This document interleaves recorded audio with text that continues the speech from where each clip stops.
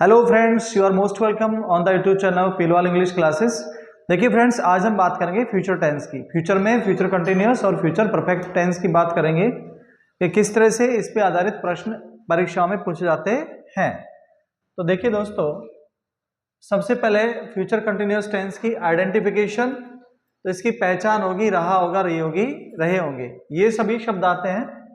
और इसका सिंपल का जो स्ट्रक्चर है वो सिंपल टेंस में सब्जेक्ट आता है, विल सेल के बाद बी, फर्स्ट फॉर्म में आईएनजी आती है। नेगेटिव में क्या आता है? सब्जेक्ट, विल सेल के बाद नॉट, बी प्लस क्या आता है? फर्स्ट फॉर्म में आईएनजी आती है। और जहां इंट्रोगेटिव में क्या होता है कि विल सेल सब्जेक्ट के पहले आता है, यानी सब्जेक्ट के पहले विल और शैल का यूज करते हैं। जबकि WH वर्ड आता है तो विल सेल के बाद सब्जेक्ट और बी के बाद फर्स्ट फॉर्म में आईएनजी आती है।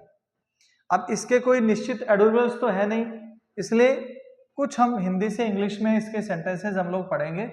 देखो, पहला है अंग्रेजी बोली, राम अंग्रेजी बोल रहा होगा, तो इसका आएगा Ram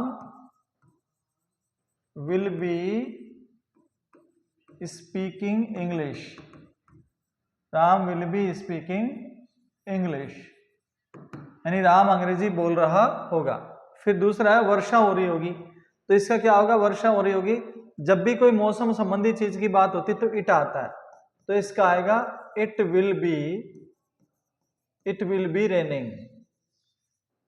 it will be raining, वर्षा हो रही होगी। वे पुस्तकें खरीद रहे होंगे, तो क्या आएगा? They will be purchasing books. तो इसका बनेगा दोस्तों they will be purchasing books. वे किताबें खरीद रहे होंगे, या बाइंग भी कर सकते हैं हम। और राम फूल तोड़ रहा होगा, इसका बनेगा Ram will be plucking flowers, यानी Ram will be plucking flowers. Ram फूल तोड़ रहा होगा। तो ये हो गया हमारा फ्यूचर कंटिन्यूअस टेंस के सेंटेंसेस। यानी आई और वी के साथ क्या आता है? आमतौर पर शैल बी, यानी आई और वी के साथ क्या आएगा? Shall be plus first form में क्या आता है? आईएनजी। और अन्य सभी के साथ क्या आएगा? Will be plus ING. Will be plus ING आएगा। अब देखो नेक्स्ट है हमारा नेक्स्ट,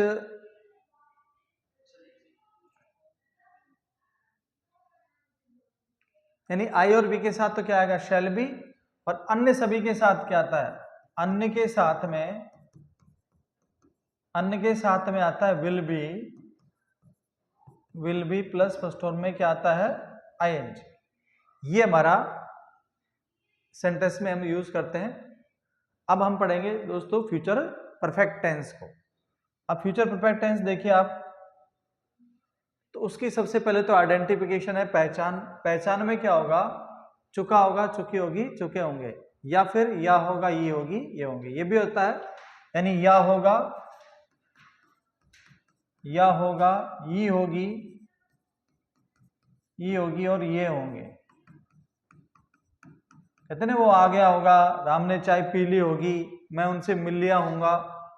यानी आई और बी के साथ क्या आता है? Shall have plus V third. जबकि अन्य सभी के साथ क्या आता है? विल हैव प्लस वर्ब की थर्ड फॉर्म आती है। आई और बी के साथ तो shall have plus V third, अन्य के साथ आता है will have plus V third. अब आप देखो नेक्स्ट में है इसके स्ट्रक्चर। सब्जेक्ट आता है, विल सेल के बाद हैव प्लस वर्ब की थर्ड फॉर्म आती है, ऑब्जेक्ट और एडवर्बियल्स। नेगेटिव में क्या आता है? सब्जेक्ट, विल सेल, नॉट के बाद हैव प्लस वर्ब की थर्ड फॉर्म आती है। इंट्रोगेटिव में क्या आता है? विल और सेल सब्जेक्ट के शुरू में आता है, फिर हैव आता है और वर्ब की थर्ड फॉर्म।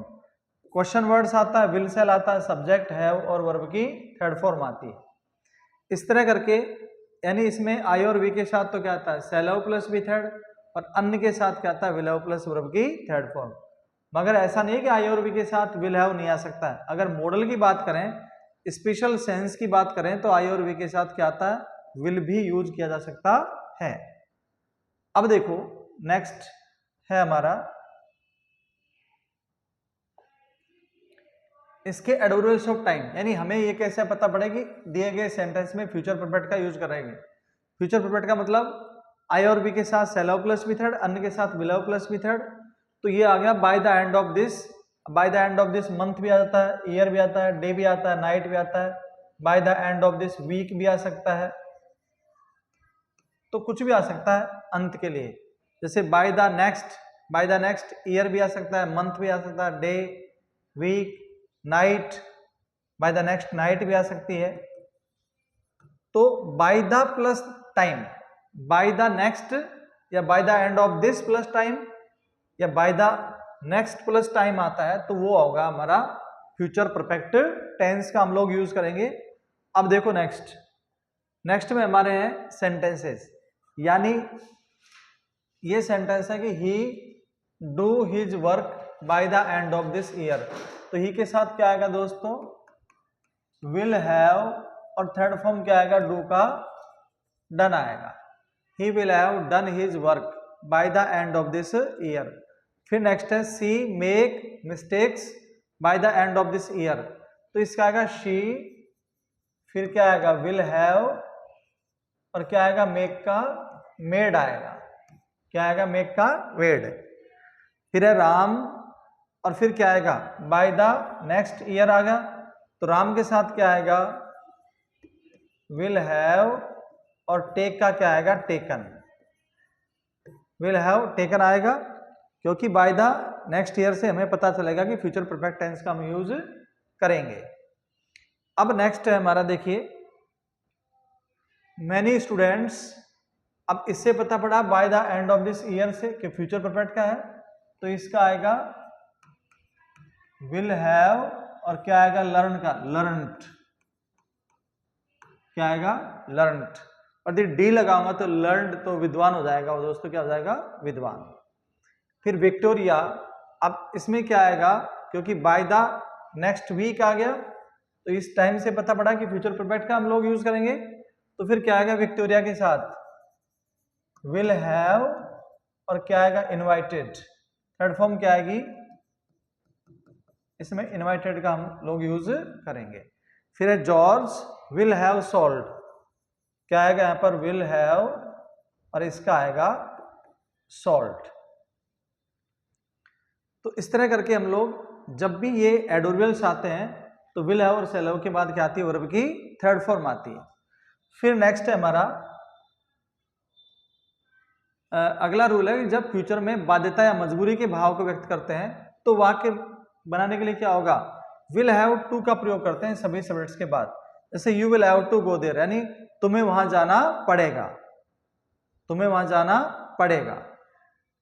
दूसरा है Michael will have to bring many things, यानी माइकल को बहुत सारी चीज लानी पड़ेगी। भाई तुम्हें वहां जाना पड़ेगा, तुम्हें वहां जाना पड़ेगा, और माइकल को बहुत सारी चीजें लानी पड़ेंगी, बहुत सारी चीजें लानी पड़ेंगी। तो पड़ेगा पड़ेगी में क्या था, will have two plus V1, यानी फ्यूचर की मजबूरी के लिए सभी सब्जेक्ट्स के बाद विल हैव टू का प्रयोग करते हैं।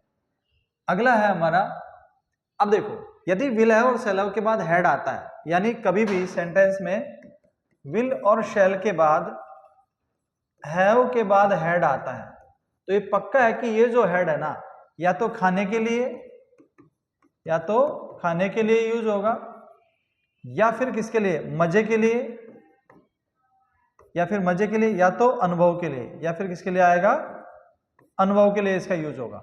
अब पहला सेंटेंस है I will have had food, यानी मैं खाना खा चुका हूंगा। तो यहाँ हैड का मतलब क्या होगा, ईटन, यानी खाने के लिए।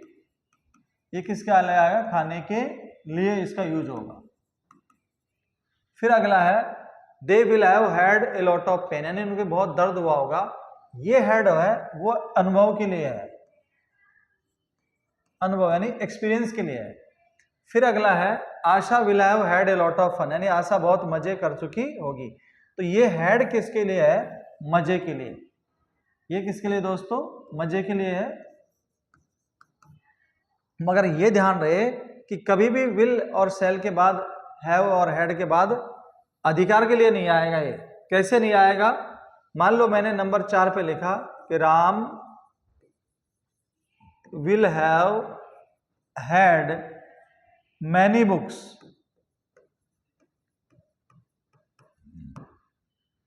अब ये वाक्य सिर्फ गलत है, तो Ram will have many books आएगा, विल हैव हैड नहीं आएगा कभी भी, क्योंकि पोजीशन के लिए विल हैव और शैल हैव के बाद कभी भी हैड का प्रयोग नहीं करेंगे, ये हैड गलत है, ये हैड गलत है।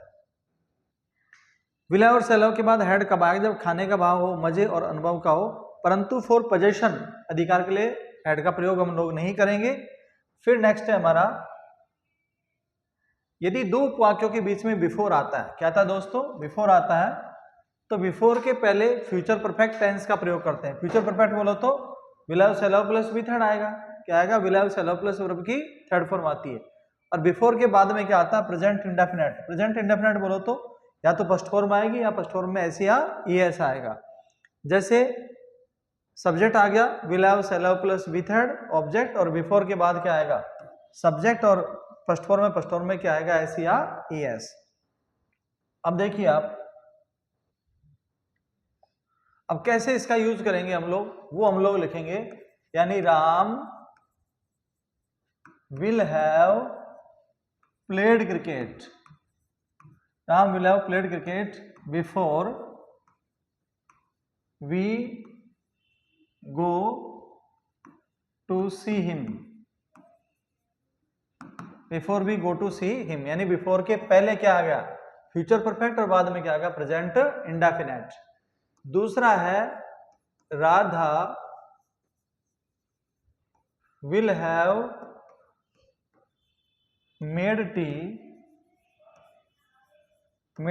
बिफोर